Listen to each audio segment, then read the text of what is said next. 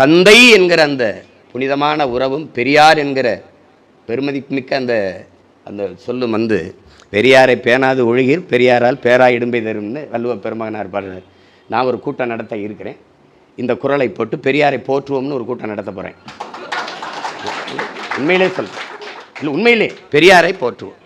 பெரியாரை பேணாது ஒழுகீர் பெரியாரால் பேராய் இடும்பை தரும் மறைமொழி வள்ளுவ பெருமகனார் அப்படின்னு போட்டு கீழே பெரியாரை போற்றுவோம்.